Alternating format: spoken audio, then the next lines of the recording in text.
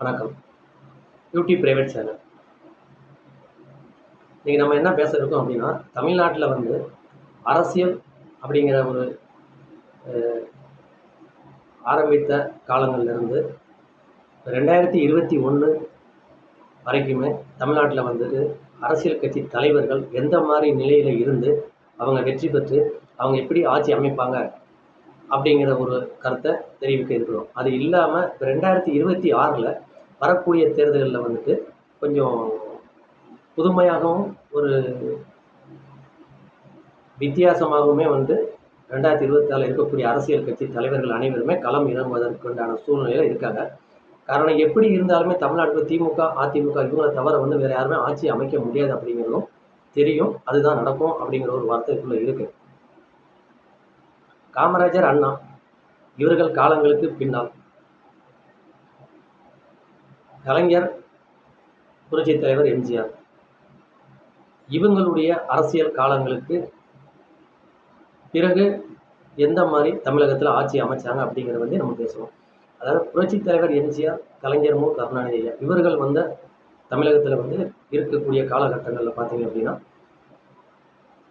ஒருவருக்கொருவர் விட்டு கொடுக்காமலும், அது இல்லாமல் அரசியல் தேர்தல்னு ஒன்று வரும்போது அந்த அரசியலுடைய கட்சி தலைவர்கள் என்ற ஒரு போர்வையில் அவங்க இருப்பாங்க. ஆனாலும் ஒருத்தருக்கு ஒருத்தர் வந்து தவறான வார்த்தைகளை வந்து எழுப்ப மாட்டாங்க. நம்ம தமிழ்நாட்டுக்குள்ள வந்து பார்த்தீங்கன்னா தொலைக்காட்சிகள்லையுமே சரி, நியூஸ் பேப்பர்கள்லையும் சரி பார்க்க முடியாது. ஏன்னா அந்த அளவுக்கு வந்து அவங்க ஒரு ஒற்றுமையாக இருப்பாங்க. ஆனால் ஆட்சின்னு வரும்போது அவங்களுடைய வேலைகளை ரொம்ப தெளிவாக செயல்பட்டு மக்கள் இடத்துல வந்து வாக்கு சேகரித்து வெற்றி தோல்வி பார்ப்பாங்க அப்படிங்கிறது நம்ம அனைவருக்கும் தெரியும். அது எல்லாமே தமிழக மக்கள் கையில் தானே இருந்தது அப்படிங்கிறதும் தெரியும். அவங்க இருக்கும்போது ஆட்சியில் வந்து பார்த்தீங்க அப்படின்னா கூட்டணி அமைக்க மாட்டாங்க. காரணம் எப்படின்னா அன்றைக்கே வந்து கம்யூனிஸ்ட் இருந்துச்சு, மார்க்சிஸ்ட் கம்யூனிஸ்ட் இருந்துச்சு, காங்கிரஸ் இருந்துச்சு, இது போன்ற அரசியல் கட்சி இருந்துச்சு. அவங்களுடைய காலங்கள் முடிவதற்கு முன்னாலே பார்த்தீங்கன்னா தமிழ்நாட்டில் வந்துட்டு பாட்டாளி மக்கள் கட்சி, மதிமுக கட்சி அப்படின்னு ஒரு 2-3 கட்சி உள்ள உருவாகி இருந்துச்சு. அப்படியே அந்த காலங்கள் கடந்து வரும்போது தமிழ்நாட்டில் நீங்கள் பார்த்தீங்கன்னா ஒரு 10-12 அரசியல் கட்சி தமிழ்நாட்டுக்குள்ளே மாத்திரம் இருக்குது அப்படிங்கிறது நமக்கு தெரிய வந்திருக்கு. அப்படி இருக்கிற காலகட்டங்களில் பார்த்தீங்கன்னா கலைஞர் மு கருணாநிதி ஐயா அவர்களுடைய காலங்கள், அவருடைய காலங்கள் மாறின பிறகும், அது மாதிரி புரட்சித் தலைவர் எம்ஜிஆருடைய காலங்கள் மாறின பிறகுமே பார்த்தீங்கன்னா தமிழ்நாட்டுக்குள்ள இன்னைக்கு எந்த ஒரு அரசியல் கட்சி தலைவராக இருந்தாலும், அதாவது பார்த்தீங்கன்னா அதிமுக கட்சியில் வந்து செல்வி ஜெயலலிதா அம்மையார்கள் அவங்க இருந்தாங்க. அவங்க காலத்திலேயே வந்து இந்த ஒரு இது ஆரம்பிச்சு எப்படின்னு கேட்டிங்க அப்படின்னா கூட்டணி அமைக்காமலே தமிழகத்தில் ஆட்சி அமைக்க முடியாத ஒரு நிலை ஏற்பட்டுச்சு. அப்படி அந்த ஒரு காலகட்டம் பார்த்தீங்கன்னா 2021 வரைக்குமே வந்துட்டு கூட்டணியில் ஆட்சிகளில் அமைச்சாங்க. இதான் நடந்தது. அதே 2021 பார்த்தீங்கன்னா கூட்டணியில் ஆட்சி அமைத்திருந்தாலுமே ஒரு 160 இடத்துக்கு மேலேயே வந்து திமுக தனிமையில் வெற்றி பெற்றது அப்படின்னு நம்ம ஒன்று இருக்கு. அதை நம்ம ஒரு கருத்துக்கள் வைக்கணும்.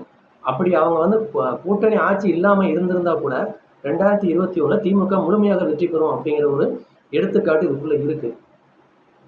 இதை கடந்து இன்னைக்கு 2026 வரும்போது என்ன எப்படி அவங்க ஆட்சி அமைக்க போகிறாங்கன்னு தெரியும். அதாவது 2021 வரைக்குமே கூட்டணியில் தான் ஆட்சி அமைச்சாங்க. கலைஞர் ஐயாவுடைய ஆட்சி காலங்களுக்கும் புரட்சித் தலைவர் எம்ஜிஆருடைய ஆட்சி காலங்களுக்கும் இல்லாமல் ஜெயலலிதா செல்வி அம்மையார் அவர்களுக்கு பின்னாடி பார்த்தீங்க அப்படின்னாலே கூட்டணி இல்லாத ஒரு ஆட்சியே கிடையாது அப்படிங்கிற ஒரு நிலை வந்து தமிழகத்தில் ஏற்பட்டுச்சு. ஆனால் இப்போது 2026 தேர்தலில் வந்துட்டு கூட்டணி இல்லாத ஒரு அரசியல் தமிழகத்தில் வந்து 2026 உருவாகப்பட்டால் உருவாகும் அப்படிங்கிறத வந்து எங்களுடைய ஒரு முழுமையான எண்ணத்தை வெளிப்படுத்துகிறோம். ஆனால் அப்படி உருவாக விட மாட்டாங்க. காரணம் என்னென்னு கேட்டிங்க அப்படின்னாலே இன்றைக்கி ஒரு அரசியல் அப்படின்னாலே வந்து பண புழக்கங்கள் அதிகமாக யார் பக்கத்துலேருந்து இறங்குதோ அவங்க பக்கத்தில் வந்து ஒரு 3-4 அரசியல் கட்சி தலைவர்கள் ஒன்று சேர்ந்து கூட்டணி அமைத்து தான் அரசியலில் நிற்பாங்க. இது வரைக்கும் அப்படி தான் நடந்துகிட்டு இருக்கு அப்படிங்கிறது நமக்கு தெரியும்.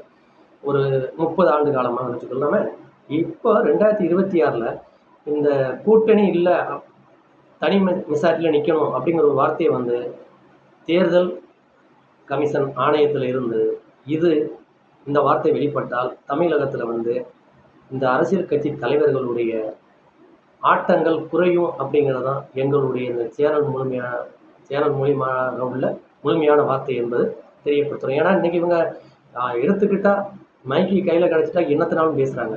ஆனால் தமிழகத்தில் அந்த மாதிரி வந்து தனி மிசாட்சி கூட்டணிகள் இல்லாமலே வந்துட்டு ஆட்சியில் வந்து 2026 தேர்தல் நடத்தணும் அப்படின்னு ஒரு வாக்கு விட்டால் கூட இருக்கிற அரசியல் கட்சி தலைவர்கள்லாம் எங்கே இருப்பாங்கன்னு தெரியாது. ஆனால் தமிழகத்தில் வந்து திமுக, அதிமுக கண்டிப்பாக இவங்க 2 பேருமே யாராவது ஒரு நபர் வெற்றி பெறுவதற்கு வாய்ப்புகள் இருக்குது அப்படின்னு சொல்லி எங்களுடைய சேனல் மூலியமாக நாங்கள் வெளிப்படுத்தியிருக்கோம்.